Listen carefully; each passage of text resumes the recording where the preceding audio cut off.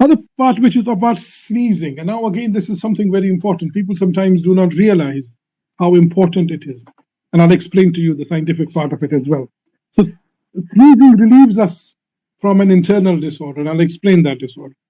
A person is required to say Alhamdulillah, all gratitude and thanks to Allah that I am saved after the sneeze. And after sneezing, anyone who hears says Yarhamakullah, may Allah have mercy on you. And the person should repeat back, Yahdikumullah wa yuslih balakum. May Allah guide you and keep you well when he hears these words. These words are again meant to remind a believer that the blessings of Allah in the world and the hereafter are specifically for people who are grateful.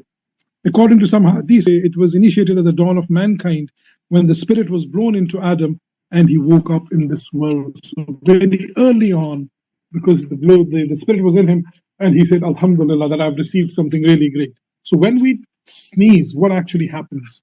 When we are sneezing to the trapped air, which suddenly comes out with a massive blow. And how do we sneeze? If you look at how the body is like,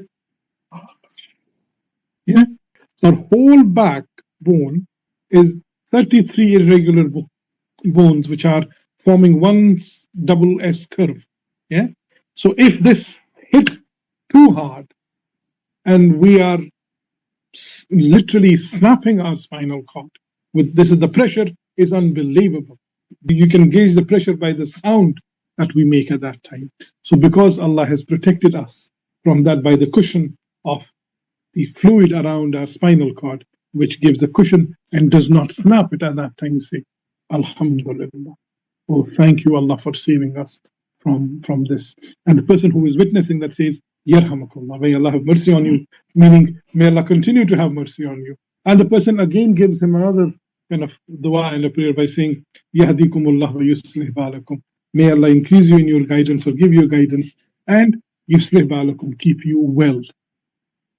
So this is about the sneezing part of it, and as I mentioned, this is an important etiquette as well.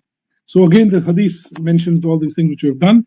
The fourth one is clipping your mustache, keeping it short, shaving the pubic hair, removing hair from under armpits, paring your fingernails and your feet, and circumcising the male offspring.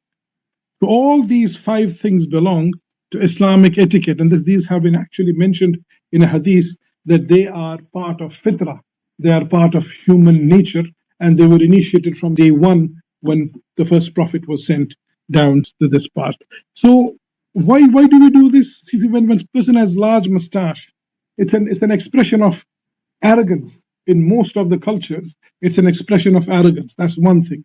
Second is when we are eating, we have been asked to eat purified things in a purified manner. It gets entangled. The same applies for your beard around your lips as well. So you need to keep it trimmed and nice.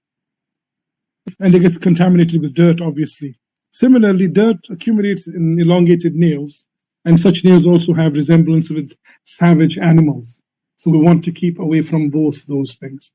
No dirt over there and no savagery. We are humans. Allah has bestowed us with reason and logic.